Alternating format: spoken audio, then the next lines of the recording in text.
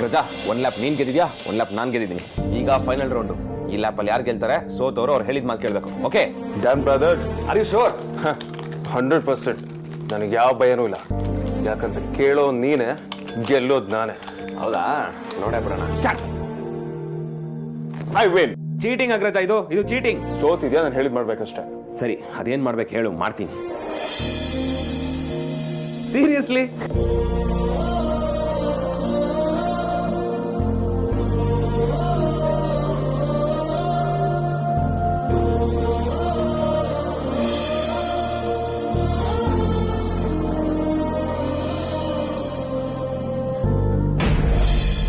ಬಾಯ್ ಮಾತೇಸ್ಬೋದಾಗ್ರಗ, ಆದ್ರೆ ಮನ್ಸಿನ ಮಾತಲ್ಲ.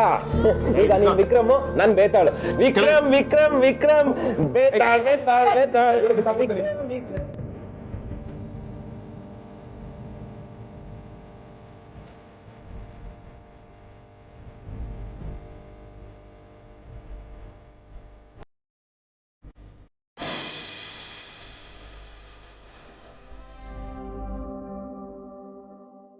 ಪಾಪ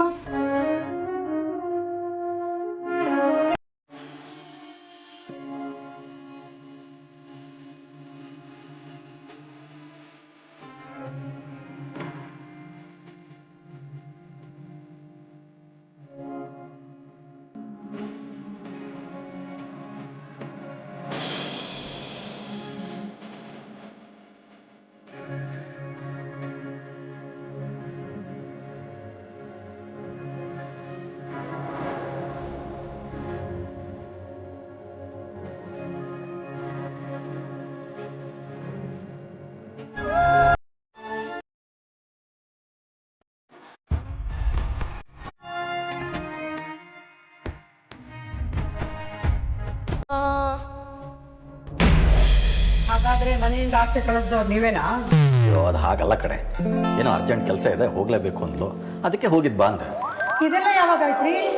ನಾನ್ ಬೆಳಗ್ಗೆಯಿಂದ ಮನೆ ತುಂಬಾ ಓಡಾಡ್ಕೊಂಡೇ ಇದ್ದೀನಿ. ಅದ್ ಯಾವ ಮಾಯದಲ್ಲಿ ನುಸುಳ್ಕೊಂಡು ಹೊರಗಡೆ ಹೋದ್ಲ ಅವಳು?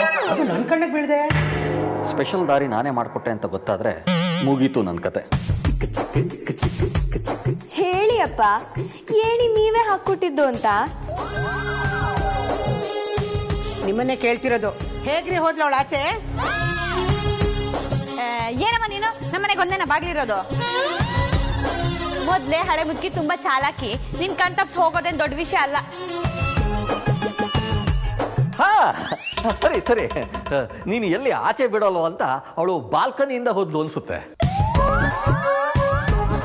ಬಾಲ್ಕನಿ ನೆಲಕ್ಕಿಲ್ಲ, ಅದ್ಯಾಗಲ್ಲಿಂದ ಹೋದ್ಲು?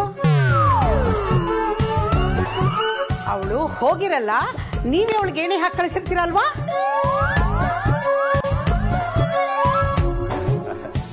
ಅಲ್ಲ, ಅದು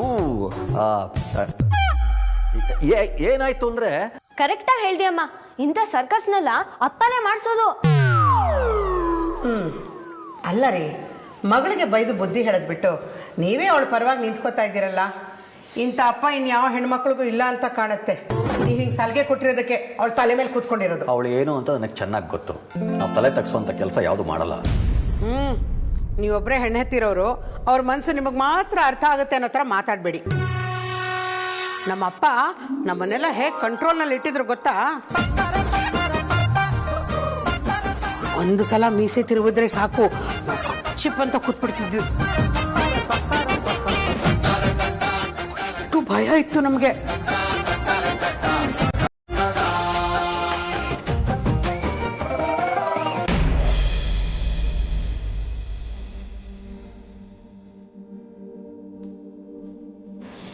ಆರ್ತಿ,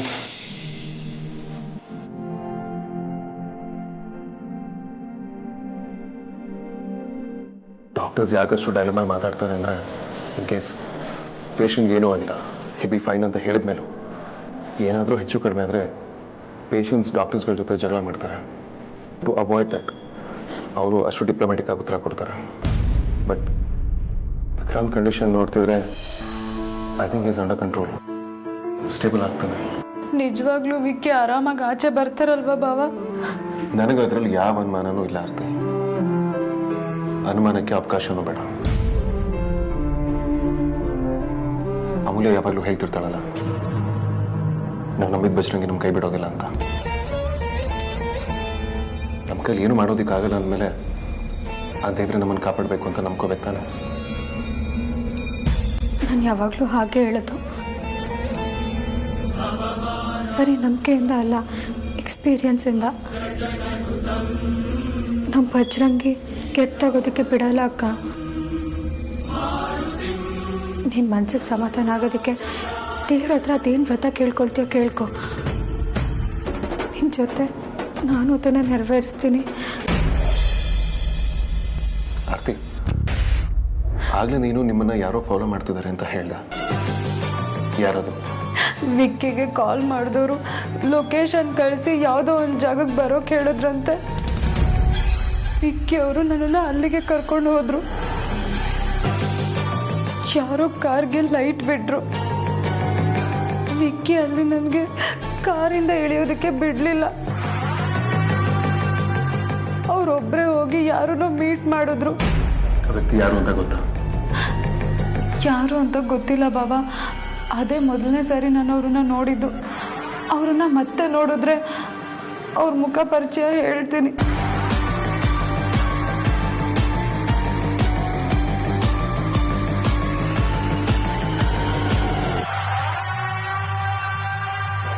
ನಿಮ್ಮ ಅಪ್ಪನ ಮೀಸೆ ನೋಡಿದ್ರೆ ನೀವಷ್ಟೇ ಅಲ್ಲ, ನಾನೂ ಹೆದರ್ಕೋತಾ ಇದ್ದೆ. ಒಳ್ಳೆ ಡಕ್ಕಾಯ್ತ್ರ ತರ ಇತ್ತು ಅವ್ರ ಮೀಸೆ, ಕೇಳಿ ತರ ಕಾಣಿಸ್ತಾ ಇದ್ರು. ನಮ್ಮ ಅಪ್ಪನ ಆಡ್ಕೊಂಡ್ರೆ ನಿಮ್ಮ ಮಕ್ಕಳು ದಾರ ಆಗಲ್ಲ.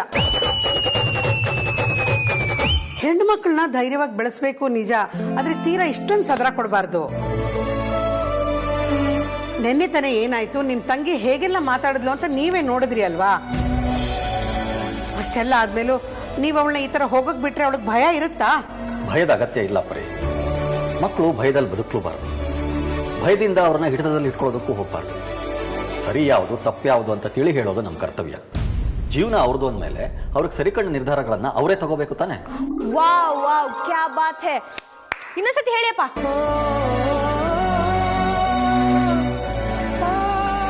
ಸರಿ, ಅವಳು ಎಲ್ಲಿಗೆ ಹೋಗಿದ್ದಾಳೆ ಅಂತ ಹೇಳಿ. ಎಲ್ಲಿಗೆ ಅಂತ ಅವಳು ಹೇಳಿಲ್ಲ ಪರಿ. ನೀವು ಕೇಳಲಿಲ್ವಾ? ಅನುಮಾನನೇ ಇಲ್ಲದೆ ಇರುವಾಗ ಆ ಪ್ರಶ್ನೆನೂ ಅನಗತ್ಯ ಅನ್ನಿಸ್ತು. ಅನ್ಸತ್ತೆ. ಊರಲ್ಲಿ ಇರೋರೆಲ್ಲ ತಲೆಗೊಂದು ಮಾತಾಡೋದು ನಿಮ್ ಕಿವಿಗೆ ಬೀಳೋವರೆಗೂ ನಿಮ್ಗೆ ಯಾವ ಅನುಮಾನನೂ ಬರಲ್ಲ. ಅಂತ ಪರಿಸ್ಥಿತಿನ ನನ್ನ ಮಗಳು ಯಾವತ್ತೂ ತರೋದಿಲ್ಲ ಅನ್ನೋ ವಿಶ್ವಾಸ ನನಗಿದೆ. ನೀನು ಅದನ್ನೇ ಇಟ್ಕೋ, ಏನೂ ಆಗಲ್ಲ. ಏನು ಆಗ್ಬಾರ್ದು ಅಂತಾನೆ ನನ್ನ ಆಸೆ ಕೂಡ ರೀ. ಮೊದಲು ಅವಳಿಗೆ ಫೋನ್ ಮಾಡಿ ಎಲ್ಲಿದ್ದಾಳೆ ಅಂತ ವಿಚಾರಿಸಿ. ನಾವು ಕೇಳದೇ ಇದ್ರೆ ಅವಳು ಖಂಡಿತ ಹೇಳೋದಿಲ್ಲ. ನಿಮಗೆಲ್ಲಾನು ಸರಿ ಅಂತ ಅನ್ನಿಸ್ಬೋದು, ಆದ್ರೆ ನನಗೆ ಹಾಗನ್ಸಲ್ಲ. ಯಾರು ನಮ್ಮ ಕಡೆಗೆ ಬೆಟ್ ಮಾಡಿ ತೋರಿಸ್ಬಾರ್ದು. ಮೊದಲು ಫೋನ್ ಮಾಡಿ. ನಾನ್ ಮಾಡ್ಲಾ? ಇಷ್ಟ ತಂಗ ನಮ್ಮ ಅಮ್ಮನ ಭಾಷೆ ಕೇಳಿ ಕಿವಿ ತೂತ್ ಬಿಟ್ಟೋಗಿದೆ. ಬರಲ್ಲ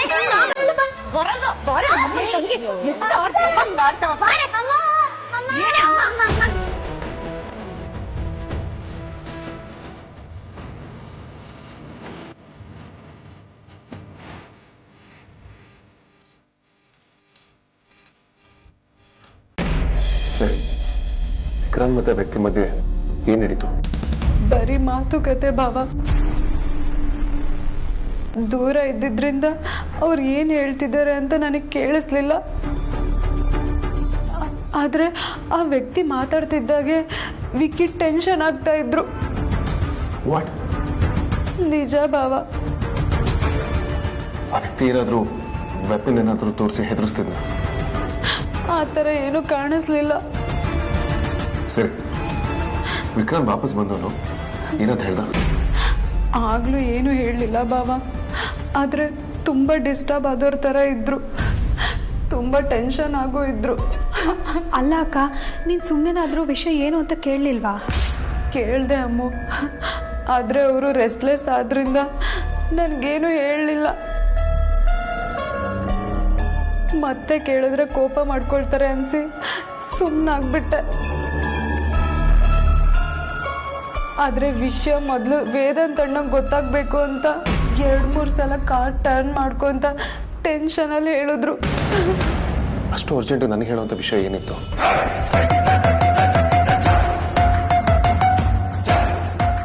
ಅಷ್ಟೊಂದು ಡಿಸ್ಟರ್ಬ್ ಆಗುವಂಥ ವಿಷಯನ ಏನು ಕೇಳಿರ್ಬೋದು?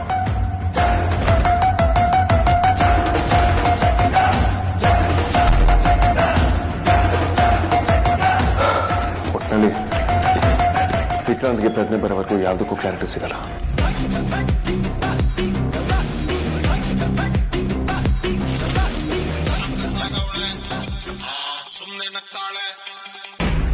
ಅಪ್ಪ ಕಾಲ್ ಮಾಡ್ತಿದ್ದಾರೆ.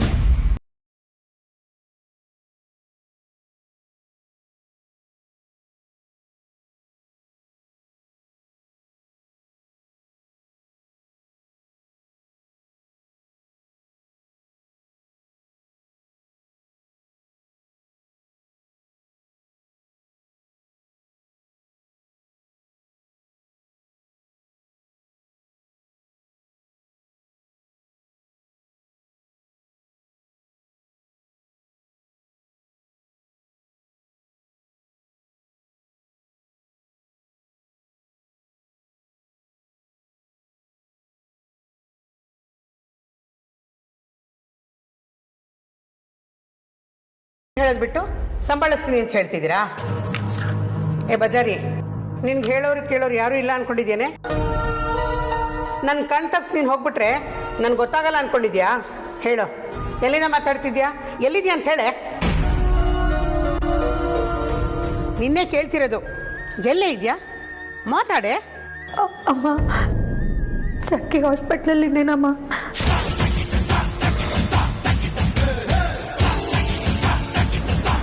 ಏನೇ ಹೇಳ್ತಿದ್ಯಾ ನೀನು? ಹಾಸ್ಪಿಟ್ಲಾ? ಏನೇ ಮಾಡ್ಕೊಂಡೆ? ನನ್ನ ಕಲ್ಲಮ್ಮ, ವಿಕ್ಕಿ ಬಾವಂಗೆ ಆಕ್ಸಿಡೆಂಟ್ ಆಗಿದೆ.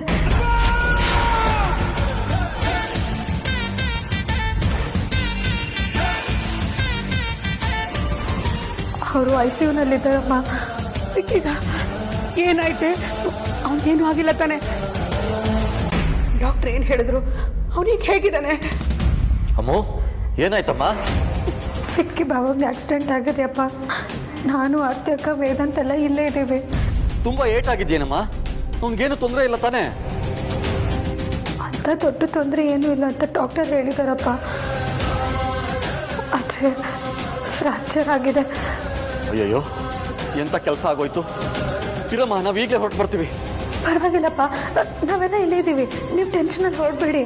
ಇಲ್ಲಮ್ಮ, ಇಂಥ ಸಂದರ್ಭದಲ್ಲಿ ನಾವು ಅಲ್ಲಿರೋದೇ ಸರಿ. ನೀನೇನೋ ಗಾಬರಿ ಆಗ್ಬೇಡ, ನಾವು ಈಗಲೇ ಹೊರಡ್ತೀವಿ. ಸರಿಯಪ್ಪ, ನಾನು ಅಕ್ಕನ ಜೊತೆ ಇರ್ತೀನಿ. ಅವಳು ತುಂಬ ಗಾಬರಿ ಆಗಿಬಿಟ್ಟಿದ್ದಾಳೆ. ನೀವು ಬಂದರೆ ಅವಳು ಸ್ವಲ್ಪ ಸಮಾಧಾನ ಆಗ್ಬೋದು.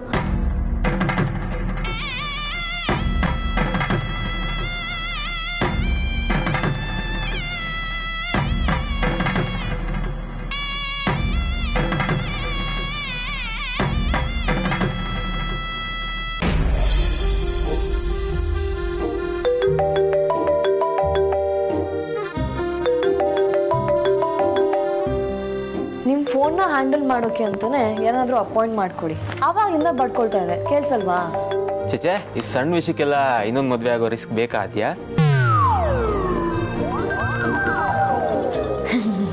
ಆಹಾ, ಆಸೆ ನೋಡು. ನಾನು ದಡ್ಡಿ ನಿಮ್ಮನ್ನು ಒಪ್ಕೊಂಡ್ಬಿಟ್ಟೆ. ನನ್ನ ಜಾಗದಲ್ಲಿ ಬೇರೆ ಯಾರೇ ಇದ್ದಿದ್ರು ಈ ಥರ ಸಾಹಸ ಮಾಡಕ್ ಹೋಗ್ತಿರ್ಲಿಲ್ಲ. ನಿಮ್ಮ ಮುತ್ತಿಗೆ ನಾ ಸಿಕ್ಕಿರೋದೇ ದೊಡ್ಡದು. Same to you. ಅಣ್ಣ, ಹಲೋ, ಹೇಳಣ್ಣ. ಅದೇ ಸಾರ್ಥಕ್ ಇಲ್ವಾ? ಅವರು ಡಿಆಕ್ಟಿವೇಟ್ ಮೋಡಲ್ ಇದ್ದಾರೆ, ಆಕ್ಟಿವ್ ಮೋಡಲ್ ಇಲ್ಲ. ಅದಕ್ಕೆ ತಾನೇ ನಾನು ಫೋನ್ ಎತ್ತಿದ್ದು. ಅದೇ ಸಾರ್ಥಕ್ ಕಲಿದ್ರೆ ಅವ್ರಿಗೆ ದಯವಿಟ್ಟು ಫೋನ್ ಕೊಡು. ಏನಾಯ್ತಣ್ಣ? ಯಾಕೆ ಇರಿಟೇಟ್ ಆಗಿದ್ಯಾ? Any problem? ಇಲ್ಲ, ನೀ ಸಾರ್ಥಕ್ಕೆ ಫೋನ್ ಕೊಡು. ವೇದಾಂತಣ್ಣ. ಹೇಳಿ ವೇದಾಂತ್. ಸಾರ್ಥಕ್ ನಾನು ಹೇಳೋದನ್ನ ಸರಿಯಾಗಿ ಕೇಳಿಸ್ಕೊಳ್ಳಿ. ಅದ್ರಲ್ಲಿ ಏನೂ ರಿಯಾಕ್ಟ್ ಮಾಡೋದಕ್ಕೆ ಹೋಗ್ಬೇಡಿ. ಹಾ, ಹೇಳಿ. ಸಡನ್ ಆಗಿ ಶಾಕಿಂಗ್ ನ್ಯೂಸ್ ಹೇಳಿದ್ರೆ ಅದೇ ಡಿಸ್ಟರ್ಬ್ ಆಗ್ತಲ್ಲ ಅಂತ ಹಾಗೆ ಹೇಳಿದೆ. ವಿಕ್ರಾಂತ್ಗೆ ಆಕ್ಸಿಡೆಂಟ್ ಆಗಿದೆ.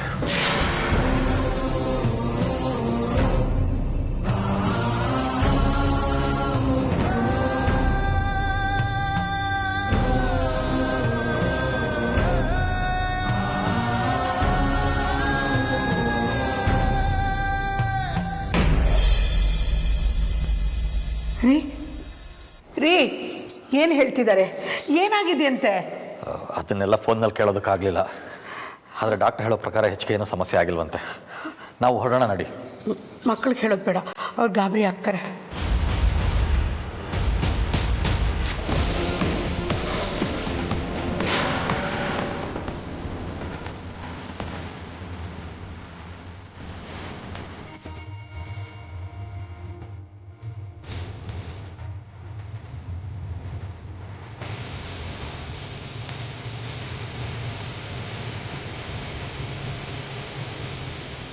ಅದಿತಿ, ಅದು ಅಯ್ಯೋ ಅಮ್ಮ, ನಾನೆಲ್ಲಾನು ಕೇಳಿಸ್ಕೊಂಡೆ.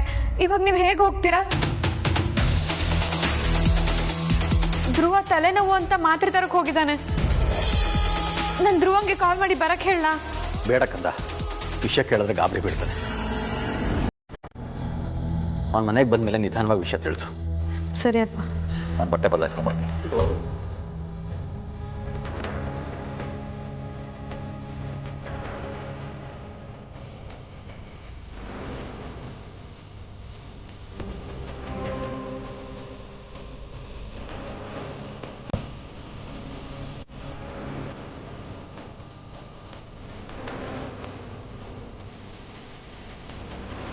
ನಾನು ಆರ್ತಿ ಅಮೂಲ್ಯ ಎಲ್ಲ ಒಟ್ಟಿಗೆ ಇದ್ದೀವಿ. ಅವನ್ನ ಇಲ್ಲ ಸಖಿ ಹಾಸ್ಪಿಟಲ್ಸ್ ಬನ್ನಘಟ್ಟ ರೋಡಲ್ಲಿ ಅಡ್ಮಿಟ್ ಮಾಡಿದ್ದೀವಿ. ನೀವು ಈ ವಿಷಯದ ಬಗ್ಗೆ ಏನು ಮಾತಾಡೋದಕ್ಕೆ ಹೋಗ್ಬೇಡಿ. ಇದು ನಮ್ಮನೆ ಮಾತ್ರ ಹೇಳಿ, ಬಟ್ ಟೆನ್ಷನ್ ಆಗೋ ಹಾಗೆ ಹೇಳ್ಬೇಡಿ. ನಿಧಾನವಾಗಿ ಹೇಳಿ. ಸರಿ ವೇದಾಂತ್. ಹಾಂ, ಹಾಗೆ ಇನ್ನೊಂದು ವಿಷಯ, ಇದನ್ನು ಆದ್ಯಾಗಿ ಈಗಲೇ ಹೇಳೋದಕ್ಕೆ ಹೋಗ್ಬೇಡಿ. ಅವಳದನ್ನ ಸಹಿಸೋದಿಲ್ಲ. ನಿಧಾನವಾಗಿ ಹೇಳಿದ್ರೆ ಆಯ್ತು. ಓಕೆ ವೇದಾಂತ, ಮತ್ತೇನಾದರೂ ವಿಷಯ ಆಯ್ತಾ? No, nothing. ಸರಿ.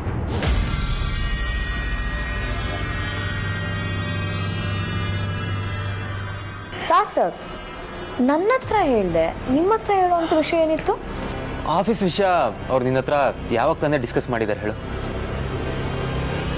ಗೋಡೌನಲ್ಲಿ ಏನೋ ಪ್ರಾಬ್ಲಮ್ ಅಂತೆ. ವೇರ್ ಹೌಸ್ ಮ್ಯಾನೇಜರ್ಸ್ ಎಲ್ಲ ಅಲ್ಲಿದ್ದಾರಂತೆ, ಬೇರೆ ಯಾರನ್ನೂ ಕರ್ಸೋಕ್ಕಾಗಲ್ಲ. ಸೊ ನೀವೇ ಒಂದ್ಸಲಿ ಹೋಗಿ ಬನ್ನಿ ಅಂತ ಹೇಳಿದ್ರು. ಅದಕ್ಕೆ ನೀವು ಹೋಗ್ಬೇಕಾ? ಅದು ಇಷ್ಟೊತ್ತಲ್ಲಿ? ಸಮಸ್ಯೆ ಇರೋದಕ್ಕೆ ತಾನೇ ಟೆನ್ಷನಲ್ಲಿ ವೇದಾಂತ್ ನನಗೆ ಫೋನ್ ಕೊಡು ಅಂದಿದ್ದು. ನಾನು ಹೋಗಿ ಬರ್ತೀನಿ, ನೀನೇನು ಟೆನ್ಷನ್ ತಗೋಬೇಡ. ನೀನು ಆರಾಮಾಗಿ ಮಲ್ಗು, ಓಕೆ?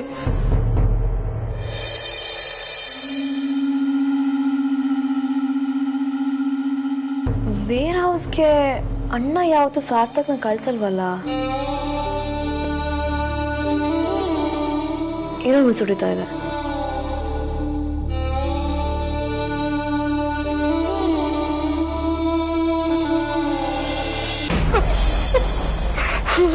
ಬರೀ ವಿಕ್ಕಿಗೇನೂ ಆಗಿಲ್ಲ ಅಂತ ಅಮ್ಮ ಹೇಳಿದಾಳಲ್ವಾ? ಅಳ್ತಾ ಇದೆಯಾ ಯಾಕೆ? ನೀನು ಅಳೋದನ್ನ ನೋಡಿದ್ರೆ ಮಕ್ಳಿಗೂ ಅಳು ಬರಲ್ವಾ? ನಾನು ಎಷ್ಟು ಪ್ರಯತ್ನ ಪಡ್ತಿದ್ರು ದುಃಖ ತಡ್ಕೊಳಕ್ ಆಗ್ತಿಲ್ಲ ರೀ. ಅಳು ಬರ್ತಿದೆ. ಒಂದ್ಸಲ ವಿಕ್ಕಿ ಮುಖ ನೋಡೋವರೆಗೂ ನಂಗೆ ಸಮಾಧಾನ ಇಲ್ಲ. ಎಷ್ಟೇ ಕಷ್ಟ ಆದರೂ ಸಮಾಧಾನ ಮಾಡ್ಕೋಬೇಕು. ನಿನ್ನ ಅವಸ್ಥೆ ನೋಡಿದ್ರೆ ಮಕ್ಕಳು ಕುಸಿದೋಗ್ತಾರೆ. ಬಾ, ವಿಕ್ಕಿ ಇಲ್ಲ ಅಂತ ಕೇಳೋದು. ವಿಕ್ರಾಂತ್ ವಸಿಷ್ಠ ಅಂತ ಆಕ್ಸಿಡೆಂಟ್ ಕೇಸು. ಎಲ್ಲಿದ್ದಾರೆ ಸರ್? ಅವ್ರು ಐಸಿಯುನಲ್ಲಿದ್ದಾರೆ. ಮಕ್ಕಳೆಲ್ಲಿದ್ದಾರೆ? ಅಂದರೆ ಅವ್ರ ಕಡೆಯವ್ರು ಎಲ್ಲಿದ್ದಾರೆ? ಅಲ್ವೋ, ಬನ್ನಿ ಬನ್ನಿ.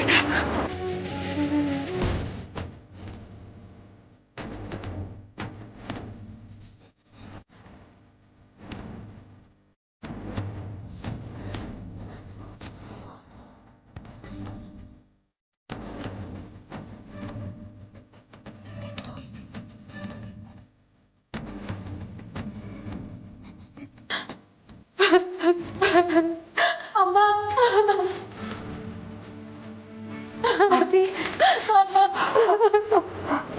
ಸಮಾಧಾನ ಮಾಡ್ಕೊಮ್ಮ. ವಿಕ್ಕಿಗೆ ಏನಾಯ್ತಂತೆ? ಡಾಕ್ಟರ್ ಏನು ಹೇಳ್ತಿದ್ದಾರೆ?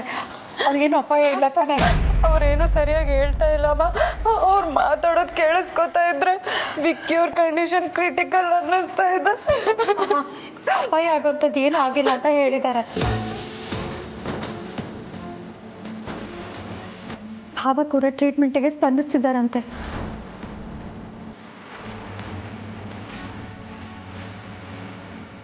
ಫ್ರ್ಯಾಕ್ಚರ್ ಆಗಿರೋದು ಬಿಟ್ಟರೆ ಗಾಬರಿ ಆಗುವಂಥದ್ದು ಏನೂ ಇಲ್ಲ ಅಂತ ಹೇಳಿದಾರಮ್ಮ.